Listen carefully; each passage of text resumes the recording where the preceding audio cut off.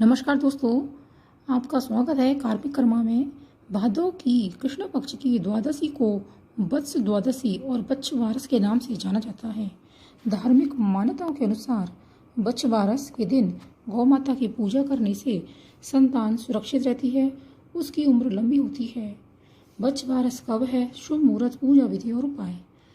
भाद्रपद मास की कृष्ण पक्ष की द्वादशी तिथि के दिन बच्छवारस का पर्व मनाया जाता है। इस दिन पुत्रवती स्त्रियां अपने पुत्र के स्वास्थ्य और लंबी उम्र के लिए गौ माता से प्रार्थना करती हैं और बछड़े वाली गाय का पूजन करती हैं। इस दिन चाकू से काटी गई वस्तुएं, गेहूं, जौ और गाय के दूध से बनी चीज़ों का सेवन निषेध है।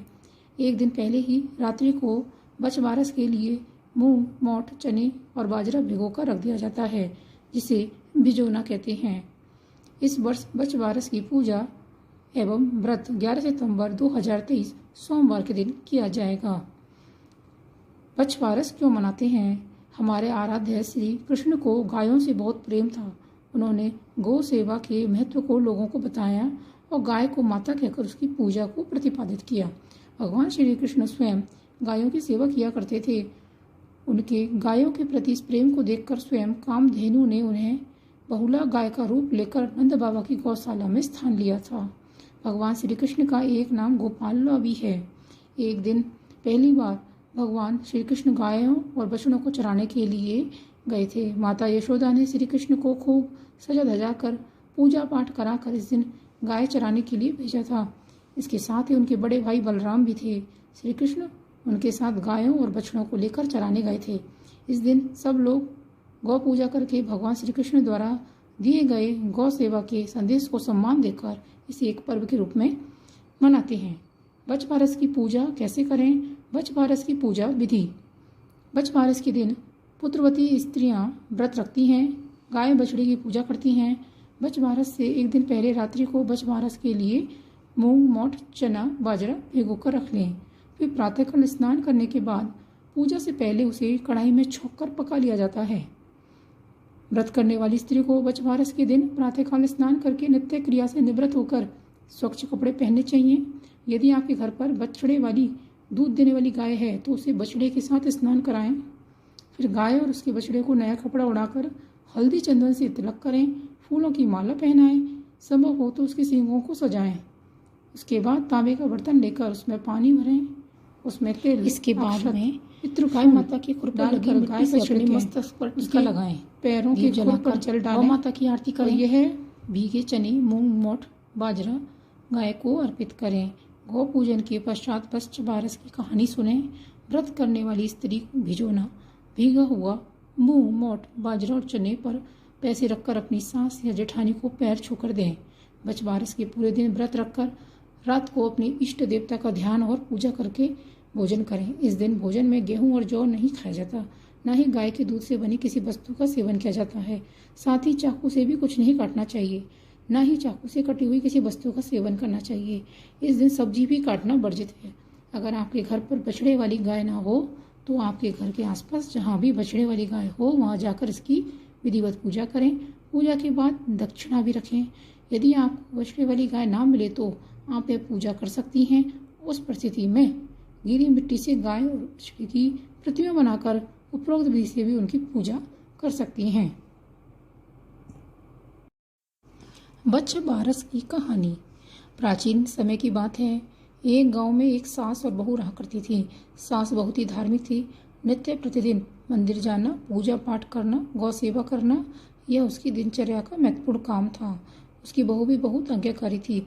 जो भी उसकी सास कहती वो बिना प्रश्न किए उस कार्य को संपादित कर देती। उनके पास एक गाय और बछड़ा था। उस गाय का नाम गेहूंला और बछड़े का नाम था जौला। दोनों सास बहू उस गाय और बछड़े से बहुत प्यार करते थे। खूब मन लगाकर उनकी सेवा करते थे। वो गाय भी बहुत ही समझदार थी। प्रतिदिन चरने के लिए छोड़ने पर शाम को स्वयं ही घर पर आ जाती थी। एक बार सास ने घर पर जौ की बालियां लाकर रखी, परंतु वो बहू को उनके विषय में बताना भूल गई। सास हर दिन की भांति प्रातःकाल उठकर अपने नित्य कर्मों से निवृत्त होकर मंदिर जाने के लिए तैयार हुई और गाय को चरने के लिए छोड़ दिया। मंदिर जाते समय उसने अपनी बहू को आवाज लगाकर कहा, बहू मैं मंदिर जा रही हूँ, जब तक मैं वापस लौट आऊं तब तक तू जौ लाकर काट कर उबालने के लिए रख देना। बहू को घर पर रखे जौ के विषय में कुछ भी नहीं पता था। उसको अपनी सास की बात सुनकर ऐसा लगा कि उसकी सास ने उसे जौला यानी गाय के बछड़े को काटकर उबालने के लिए कहा है। यह सुनकर वो सोच में पड़ गई कि आज सासू माँ ने कैसी बात कह दी। अगर मैं उनकी बात नहीं मानती हूँ तो मुझे इस निरीह बच्चे की हत्या करनी पड़ेगी, जिससे मुझे गौ हत्या का पाप लगेगा। लेकिन अगर उनकी बात नहीं मानी तो उन्हें कहे अनुसार नहीं करती हूँ तो उनकी अवज्ञा होगी, जो मेरे लिए पाप के समान है। वो धर्म संकट में उलझ गई। बैठी बैठी सोचती जा रही थी और क्या करे क्या ना करे। अंत में उसे अपनी सास की आज्ञा का पालन करना ही अपना धर्म और गाय के बछड़े जौला को काटकर बर्तन में उबालने के लिए रख दिया। परंतु उस बछड़े की हत्या करके उसके मन को बिल्कुल भी चैन नहीं मिल रहा था और वो उसका दुख मानकर बस रोए जा रही थी। जब उसकी सास वापस आई तो उसकी आंखें घर का दृश्य देखकर आश्चर्य से फट रह गई। घर में खून ही खून फैला था। जहाँ तहाँ खून के धब्बे देखकर उसने अपनी बहू को आवाज़ लगाई। उसकी बहू रोती हुई उसके सामने आ गई। तब सास ने उससे पूछा, यह घर में खून कहाँ से आया? तब बहू ने सास को उसकी आज्ञा याद कराई और कहा कि यह रक्त जौला का है। मैंने आपके कहे अनुसार उसको काट कर उबालने के लिए रख दिया है। बहू की बात सुनकर सास ने उसे कहा, मैंने तुम्हें घर में रखी जौ काट कर उबालने के लिए कही थी, ना कि गाय के बछड़े जौला को काट कर उबालने के लिए कहा था। यह सुनकर बहू अपनी सुध-बुध खो बैठी। उसकी सास का भी दुख के मारे बुरा हाल हो गया। तब सास ने हिम्मत करके अपनी बहू को संभाला और उसे अपने साथ अपने इष्ट देव के मंदिर ले गई। वहां पहुंचकर दोनों सास बहू हाथ जोड़कर उनके आगे खड़ी हो गई। उनके सामने बारंबार माथा टेककर नाक रगड़कर बहू की उस गलती के लिए क्षमा मांगने लगी। सास ने कहा, हे प्रभु, मैंने सदा ही आपका ध्यान, आपकी पूजा सच्ची श्रद्धा और भक्ति से साथ की है। हमेशा धर्म का पालन किया है। मेरी आपसे विनती है, यदि मेरी बहू ने यह सब जानबूझकर किया है तो उसे सजा दो, और यह अगर भूलवश हुआ है तो उसे क्षमा करो और उस बछड़े को पुनः जीवित कर दो। दोनों सास बहू मंदिर में भूखी प्यासी ईश्वर का ध्यान करती रहीं। जब शाम होने लगी तो उन्हें लगा कि अब गाय चरकर वापस आने वाली होगी और अपने बछड़े को जीवित ना पाकर उसका क्या हाल होगा। यदि सोचकर वो मंदिर से घर के लिए रवाना हो गई। घर पहुंचकर उन्होंने देखा कि गाय भी आ गई चुकी है।